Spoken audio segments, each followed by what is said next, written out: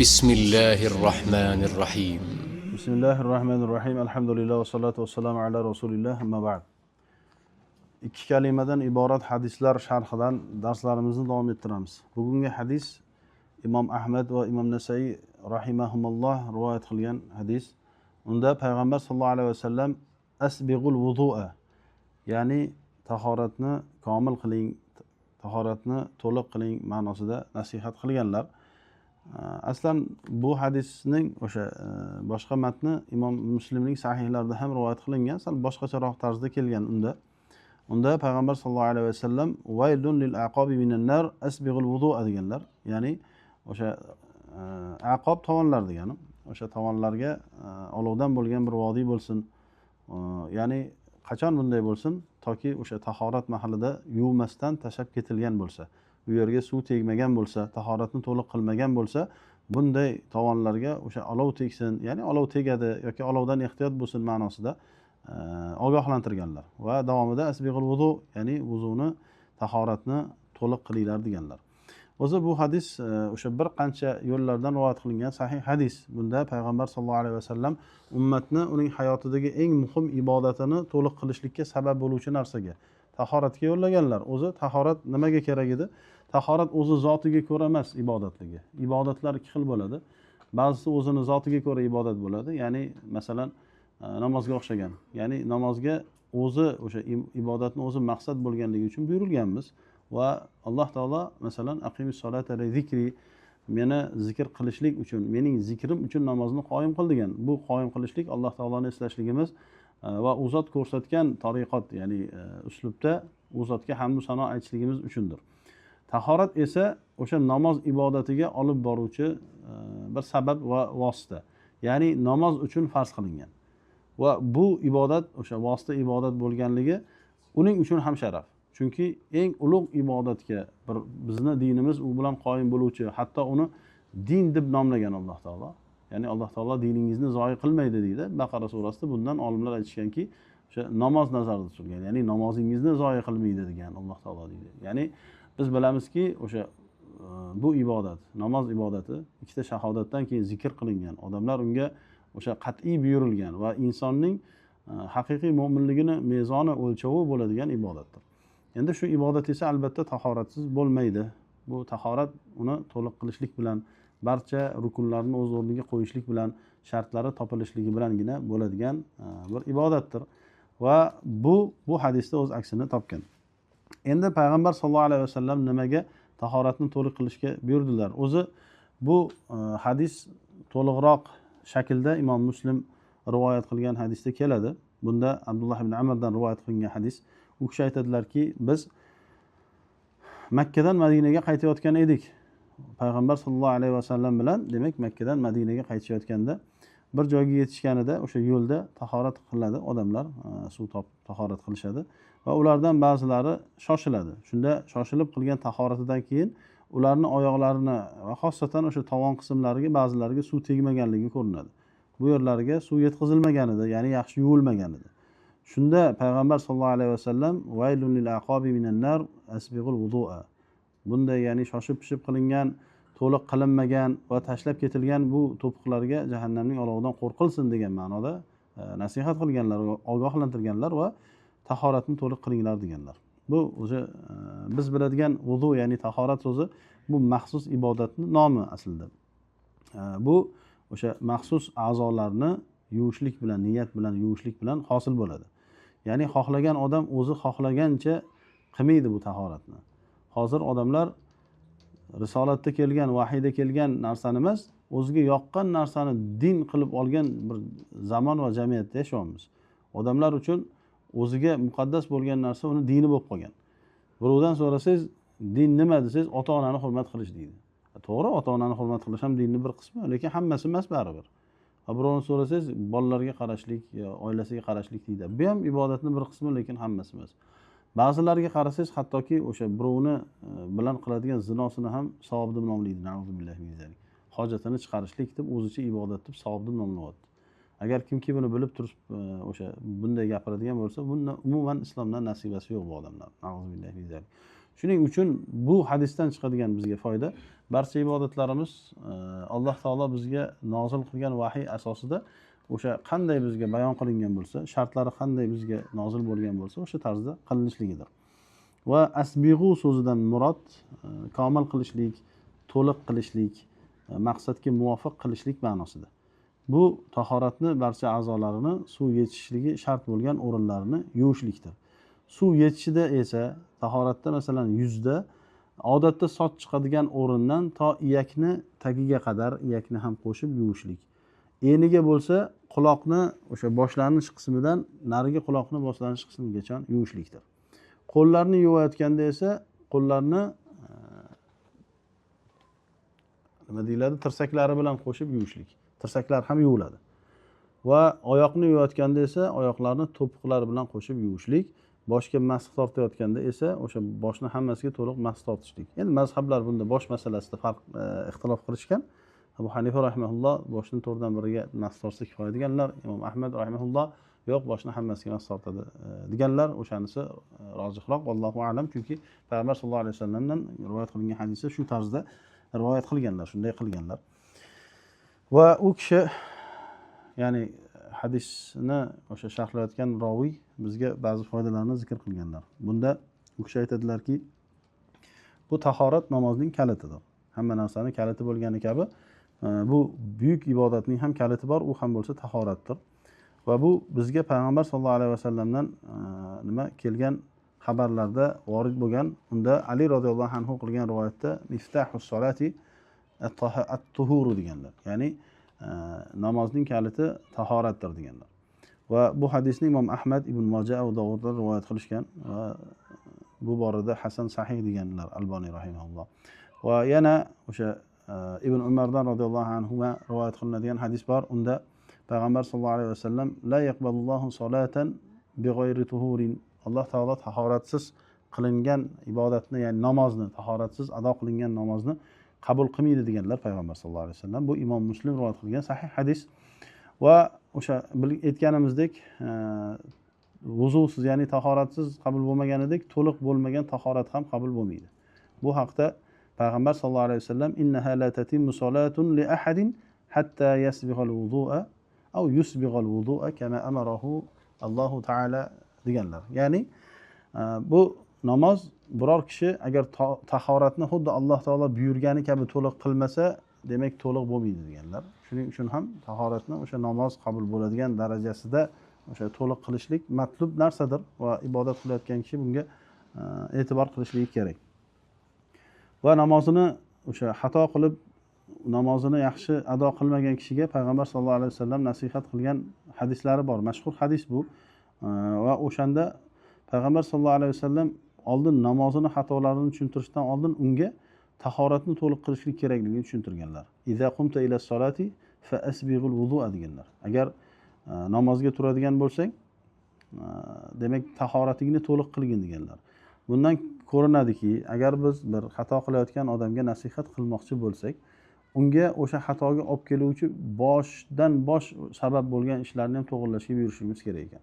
Hikmat ham ana shunday ekan. Agar qilinayotgan xatoni masdari yo'qotilmas ekan, xatoni o'zi to'g'rilanmaydi baribir. Odamlarda o'sha masdarini to'g'rilashlik kerak va boshidan ishlar isloh qilinishlik kerak. Ya'ni Payg'ambar sallam bu namozni to'g'rilashlik uchun birinchi tahoratni to'liq qilgin deb unga e'tibor qildilar. Ya'ni bir ish busiz bo'lmaydiganmi, u ham o'sha ishni hukmini oladi. Va o'zi qoida bor usulda, agar bir vojib u bilan usiz bitmasa, ya'ni vojib ish usiz bitmaydigan ish ham vojibga aylanadi deydi. Mana tahorat vojibmi, farzmi? Usiz bitmaydigan ish bu, subhanalloh. Namoz vojibmi? Tahorat usiz, ya'ni namoz tahoratsiz bitmaydimi? Demak tahorat ham vojib bo'ladi. Shuning uchun demak ishlarga shu tarzda e'tibor qilinadi. Va yana davomida aytadilar. Va agar bir kishi tahoratiga e'tiborsiz bo'lsa, uni to'liq qilmasa, bu ikkita bir katta xatarga olib keladigan ishdir. Uni birinchisi gunohi kabiralardan biriga ro'para bo'ladi. Nafsini gunohi kabiralardan biriga ro'para qiladi, ya'ni gunoh qiladi. Bu bo'lganda ham kabira gunoh. Kabira gunohligi o'sha hadisdan bilinadi. Payg'ambar sollallohu alayhi vasallam jahannam bilan tahdid qilganlar, tahoratni to'liq qilmaganga. Odamlar bunga bee'tibor bo'lish kerak bo'lgan narsa emas. Bu qo'lini o'sha anaqagacha nima tirsagigacha yumasdan bir qismini tashlab ketishlik yoki oyog'ini ham o'sha barmoqlarni orasiga suv tekkizmasdan tashlab ketishlik yoki yuzini yuvganda ham e'tiborsizlik o'sha namozini demak botil bo'lishligiga olib keladi. Shuning uchun muhim narsa bu. Namozsiz esa kishi Robbisi huzurida qanday bir toqat bilan nima bilan boradi, nima bilan javob beradi? Birinchi so'raladigan narsa o'sha Allohning haqlaridan ilk so'raladigan narsa iymondan keyin bu namozdir. Shuning uchun kishi e'tibor qilishlik kerak. Demak, birinchisi o'sha to'g'ri tahorat qilmagan yoki komil tahorat qilmagan kishi yo'liqadigan birinchi narsa bu kabira gunoh sohiblaridan bo'ladi. Alloh taolo saqlasin bundan. Va ikkinchisi esa saloti botil bo'ladi, ya'ni namozi botil bo'ladi. Chunki bu tahoratni u to'liq qilmadi, shartlari topilmadi.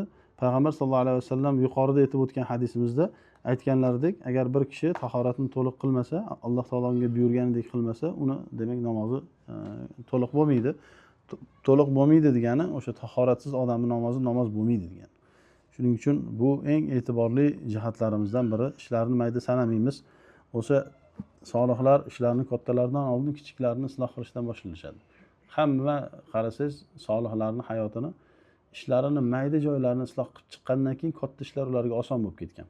Bizning hayotimizda ham xuddi shunday. Hozir katta ishlar qilaman deb kichik ishlarga e'tibor qilmaydiganlar hech narsa qilmasdan o'tib ketadi hayotda. Nima ish uchrasa, bu menga emas, men kattaroq ish qilmoqchiman deydi. Qaysi narsani buyursangiz, undan kattaroq ishni qilmoqchiman deydi. Qarasangiz, kichkinasini eplamagandan keyin kattasini eplaydimi? Hayotida tartibini qilmagandan keyin o'sha kichik ishlarni ham, yaxshiliklarni ham qilmagandan keyin qanday qilib katta ishlarga o'tadi? Payg'ambar sollallohu alayhi vasallam la tahqiranna minal ma'rufi shay'an hatta an talqa wajha akhika bi wajhin taliqin. Yaxshilikdan biror narsani pastsanamagin. Hatto birodaringning yuziga kulib qarashlikni ham deganlar. Chunki biz qaysi amalimiz bilan Alloh huzurida najot topishligimizni bilmaymiz. O'sha kichkina bizga ko'ringan kichkina amal balki bizning najotimizning sababi bo'lar. Bekorga Payg'ambar sollallohu alayhi vasallam hatto kulishni ham kichkina sanamagin demaganlar. Qancha bitta bir birodarning yuziga yoki tanimagan odamning yuziga kulib qarashlik bilan qancha muammolar yechilib ketgan. Qancha yaxshi ishlarga sabab bo'lingan. Ulkan yaxshiliklar hosil bo'lgan bundan. Shuning uchun biz bilmaymiz ishlarimizning natijasi qanday bo'lishligini. Allohdan yordam so'rab o'sha islohga kirishlik kerak. Va davomida aytiladilar, o'sha demak Usmon ibn Affondan rivoyat qilingan hadisni keltirdilar. Bu Imom Buxoriy va Imom Muslim rivoyat qilgan hadis. Unda payg'ambar sollallohu alayhi vasallam aytdilarki, kimki tahoratni Alloh taolo buyurganidek komil qilsa, farz namozini shu bilan ado qiladigan bo'lsa, bu farz namozi va undan keyingi yoki undan oldingi farz namozi orasidagi narsalarga kafforat bo'ladi deganlar. Bu sahih hadis. Ikkita aytganimizdek Imom Buxoriy va Muslim rivoyat qilganlar. Ya'ni komil tahorat bilan o'qilgan farz namozi o'zidan oldin o'qilgan farz bilan buni orasidagi gunohlarga kafforat bo'lar ekan. Endi olimlar buni sharhida bu gunohlar tavba talab qilmaydigan sag'iralar ekanligini aytishgan, lekin nima bo'lganda ham o'sha gunohlardan poklanishligi kishiga xushxabar. Bu hali tavba bir talab qilmasdan turib, solih amalni o'zi o'sha gunohlarni kafforat qilinishiga, undan o'chirishligiga sabab bo'ladigan ulkan narsa ekan. Bu esa tahoratga bog'langan ekan. Boyaga aytganimizdek, ya'ni komil tarzda tahorat qilishlik, uni o'z o'rnida qilishlik va biror bir a'zoga bee'tibor bo'lmaslik bilan bu nihoyasiga yetkazilinadi. Va o'tgan o'sha o'qiganlarimizdan olinadigan foydalar borasida Shayx rahimahulloh aytadilarki, bu o'sha hakim bo'lgan, hikmatli bo'lgan shariatimiz namozga ulkan e'tibor qiladi. Namozga bo'lgan ulkan e'tiboridan uning o'sha vasilalaridan biri bo'lmish, uni qismlaridan biri bo'lmish tahoratga ham shunday bir ulkan e'tibor bergan. Shuning uchun ham hatto tahoratda kamchilikka yo'l qo'yganga jahannamni eslatilgan. Ulkan ish.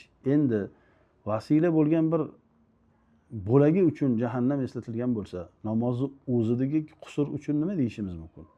Ya'ni namozlarini uxlab o'tkazadiganlar yoki namozni umuman o'qimaydiganlarni hali gapirmasak ham bo'ladi.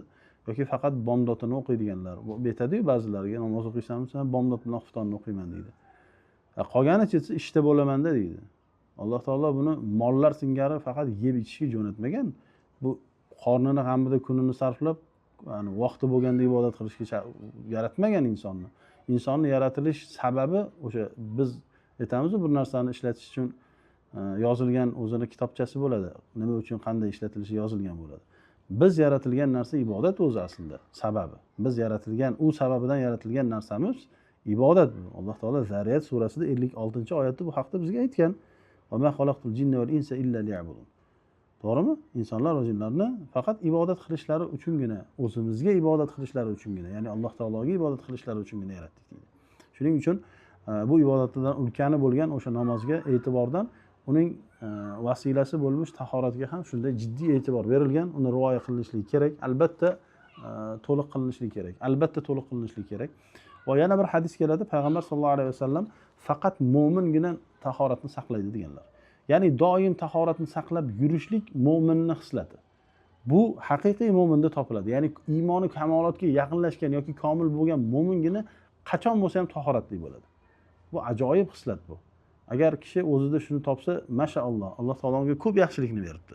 Hatto kechqurun o'sha tahorat qilib ibodat qilmasdan boshqa, faqat tahoratni o'zini qilib yotgan odamga tunini ibodatda o'tkazganlik savobi haqida bashorat berganlar Rasululloh. Ya'ni tayyor, bu tahorat nima degani desa, doim ibodatingga tayyorman ya Rob degani. Shuning uchun ham qadri balandda. Bir ishga doim tayyor tursa, faraz qiling, bir o'zingizni bir masalan oilangiz, ayolingiz yoki farzandingiz bir ish buyuraman, siz tayyor turgan bo'lsa o'sha ishingizni qilaman deb. Ovqat qilsangiz qo'lda kapkir bilan ovqat qilaman deb chiqib ketsa, masalan.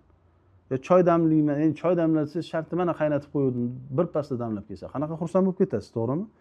Va kishi o'sha doimiy tahoratda yurish esa har doim o'sha Alloh taologa eng bir yaxshi ko'rilgan amal bo'lmuş namozga yoki yana o'sha solih amallardan bo'lmuş Qur'on qiroatiga tayyor holatda turishligidir. Bu pokiza holatda yurishligidir. Ya'ni ma'nan pok bo'lishligi, jismonan pok bo'lishligidir. Alloh taolo bizni poklardan qilsin. Jannat poklarning joyi, shundan ham uni ahllari ham pok bo'ladi. Jannatda mo'minlarni kutib oladiganlar farishtalar nima deyiladi? Tibtum deyiladi. Pokiza bo'ldinglar deydi. Kelganda shunaqa deb kutib olishadi. Pokiza edinglar, pokiza bo'ldinglar deydi. Alloh taolo bizni pokizalardan qilsin. Shuning uchun ham Alloh taolo jannatda va'da qilgan juftlari ham pokizalik bilan sifatlangan.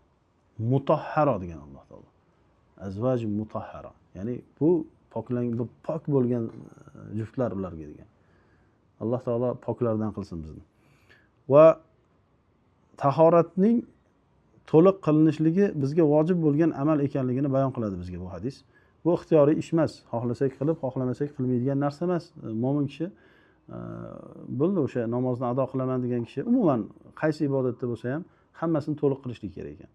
Ibodatni turlaridan bittasi bu tahorat. Lekin ibodatni to'liq qilishlik hamma ibodatlarga xos bo'lgan sifat. Ya'ni shunaqa qilmasak, oxiriga yetkazmasak ishni bir ibodat deb nomlanishga sazovor bo'ladimi o'zimda qarasanglar. Masalan, 2 rakat namoz o'rniga 1 rakat namoz o'qisak, bo'ldi zerikib ketdim deb. Nima deyiladi u? Namoz deyiladimi? O 2 rakatga niyat qilingandan keyin 1 rakatda namoz bo'lmaydi u, namoz deyilmaydi u. Yoki ro'zani boshlasangiz-da, peshinda bir ovqatlanmasangiz, bo'l charchab ketdim deb. Yarim kun ro'za tutdim deysizmi? Yo'q, ro'zangiz bekor bo'lgan bo'ladi.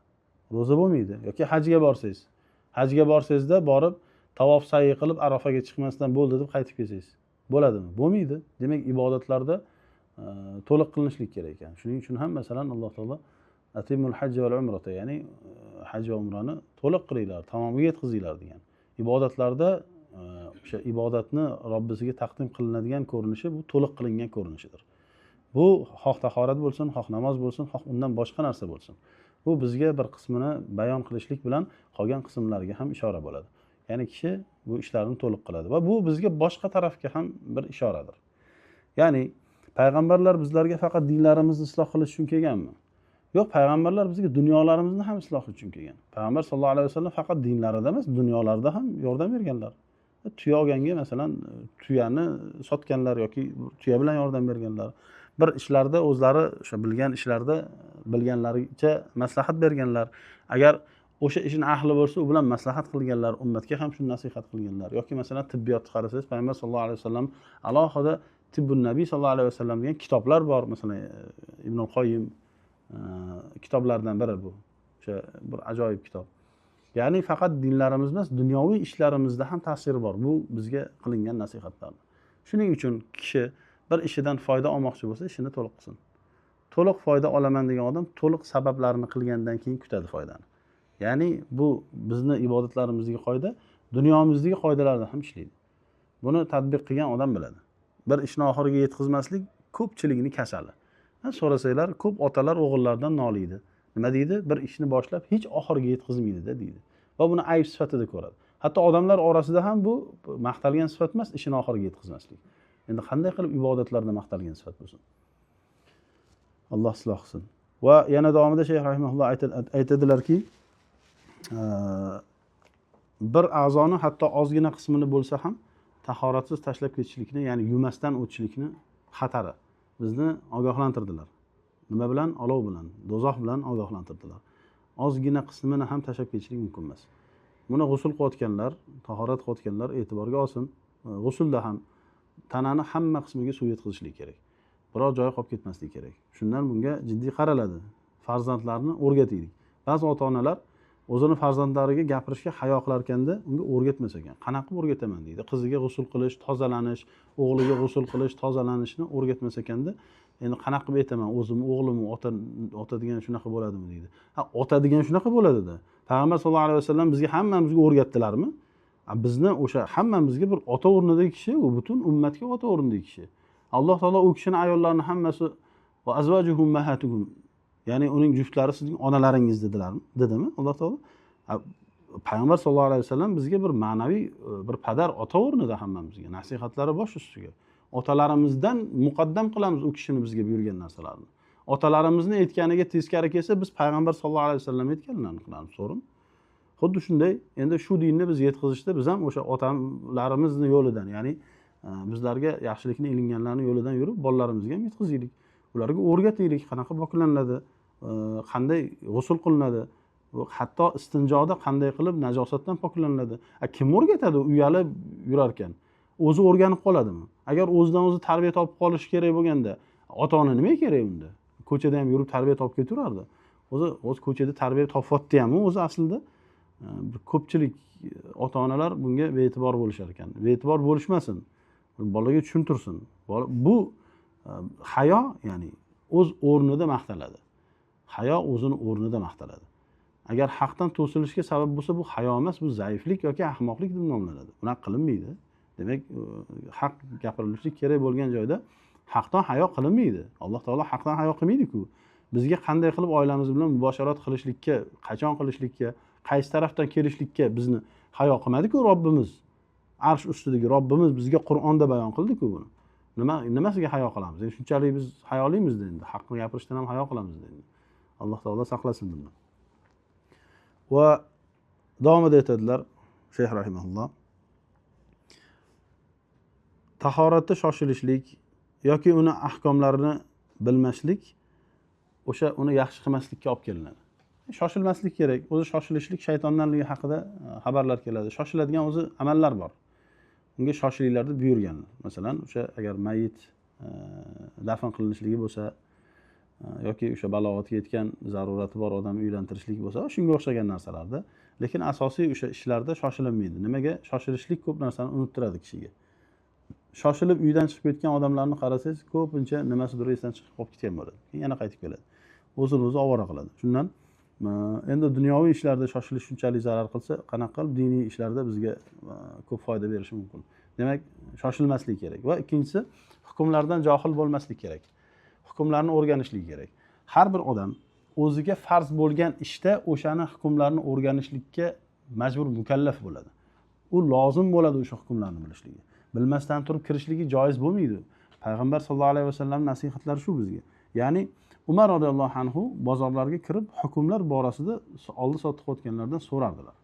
Va aytardilarki, kim bu halol va haromni bilmasa, bizni bozorlarimizga kirmasin dedilar. Hatto ba'zilarini chiqarib yuborganliklari zikr qilinadi. O'rganib kelgan oldin san o'sha savdo hukmlarini bilgan oldin deydi.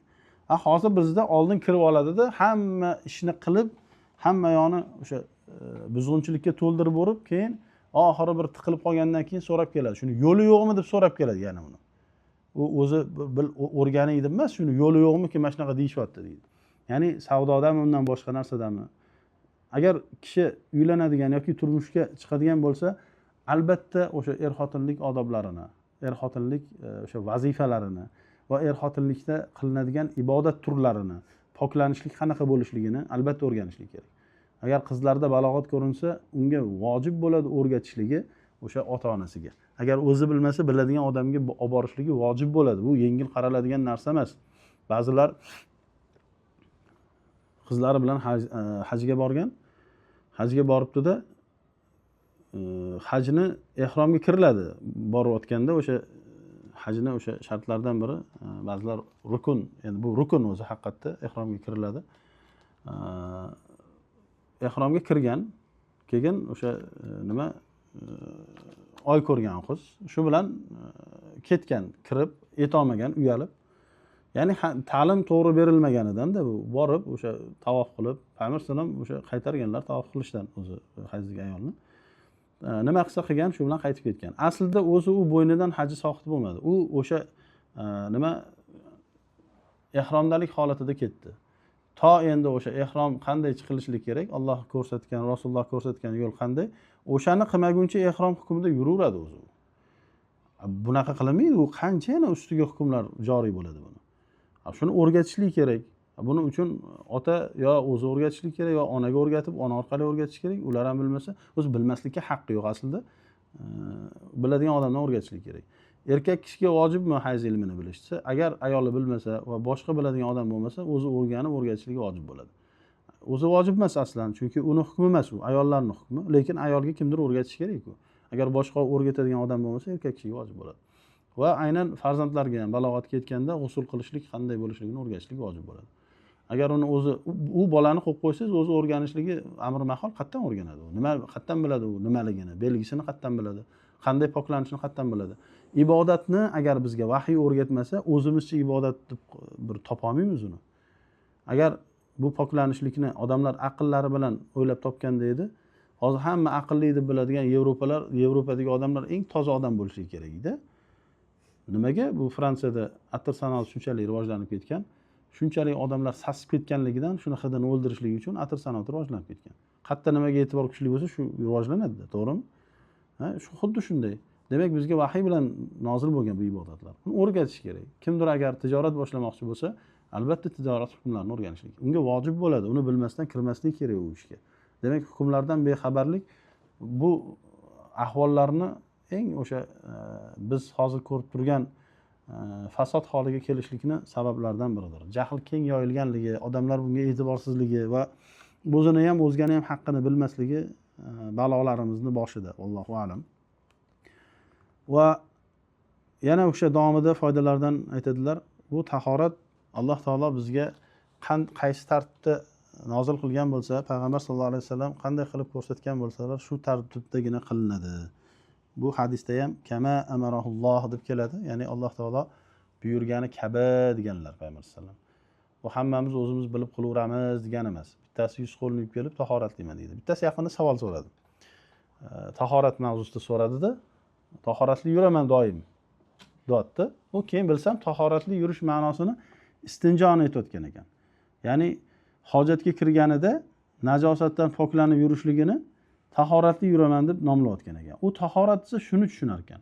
Bor tahorat qilib ketsa, faqat borib o'sha ishni qilib kelar ekan. Istinjo avratini yuvib kelar ekan, qo'pol qilib ketganda. Shuni tahorat deb bilar ekan. Va u hatto masalan birorta unga yuvishiga sabab bo'ladigan ish qilmasa ham yurar ekan. O'sha tahoratdir ekan. Yo'q, bu uni nazaridagi tahorat yoki o'sha yashaydigan, u odam yashaydigan urf shunaqa. Atrofidagilar shuni tahorat tushuntirganda qatdan biladi bo'lmasa o'zi uni. Yoki ba'zilar tahoratni bir qismi deb bilar ekan o'sha istinjoni. Tahorat qildingmi desa, oldin borib hojatxonaga istinjo qilib, agar unga sabab bo'lmagan bo'lsa ham, tahoratini buzmagan bo'lsa ham istinjo qilib keyin tahorat qilib kelar ekan. Vaholanki u tahoratning qismi emas, u alohida narsa, alohida ibodat. Poklanishlik ya'ni. Hissiy o'sha najosatdan poklanishlik alohida narsa, ma'naviy najosatdan poklanishlik alohida narsa. Endi shuni qo'shib bitta deb bilib olgan. Johillik aytganimizdek va ikkinchidan odamlar o'ziga shu tahorat deb nomlab olgan bo'lsa, nafsi shuni qabul qilib olgan bo'lsa, buni ibodat qilib olmaydi. Bu bizga faqat vahiy bilan bilinadigan narsaga ibodat deyiladi. Ya'ni hammamiz o'zimiz yaxshi ko'rgan narsani ibodat deb olaveradigan bo'lsak, unda bizga dinni nima keragi bor? Hozir milliardlab dinlar bo'lardi agar hamma o'zini havosini yaxshi ko'rganini din qilaversa. Alloh taolo bundan bizni saqlasin. Va bayanu fadli itmamil wudu va fadli solati ba'dahu. umuman o'zi tamomiy tahorat qilishlikni fazli haqida kelgan bu hadis va undan keyin qilinadigan namozning fazli haqida kelgan. Aytganimizdek, ikkalasi ham bir sha'ni buyuk bo'lgan ibodatlar. Ayniqsa o'sha namoz unga yana bir ibodat bilan tayinlanadigan ibodat. Namozni nafaqat o'zi ibodat, unga kelguncha qilinadigan ishlar ham ibodat. U xoh badan pokligi bilan qilinadigan tahorat bo'lsin, xoh magon pokligi bilan qilinadigan o'sha tegiga narsa soladimi yo joyini tozalashlik bo'lsin, yoki libos pokligi bilan qilinadigan tayyorgarlik bo'lsin. Hammasini qarasangiz, qalb, badan, joy, makon hammasini tozalanib, keyin Alloh taoloning huzuriga turadigan bir buyuk ibodatdir. Shuning uchun ham unga tayyorgarlik ham ibodatdir. Allohning huzurida turishlikdir. Mo'minning meroji deyiladi hatto ba'zi xabarlarda. Endi u albatta kimga? Haqiqatan haqqini berib ado qilgan odamga. Alloh taolo barchalarimizni tahoratlarimizda ham, ibodatlarimiz, namozlarimizda ham haqiqiy ibodat qilishlikni, Alloh taolo qabul qiladigan amallarni unga taqdim qilishlikni va bizni o'zi mag'firat qiladigan bir jamoatlarda bo'lishligimizni nasib qilsin. Subhanakallohumma bihamdik, ashhadu an la ilaha illa anta astag'firuka va atubu ilayk. Jazakumullohu xayron.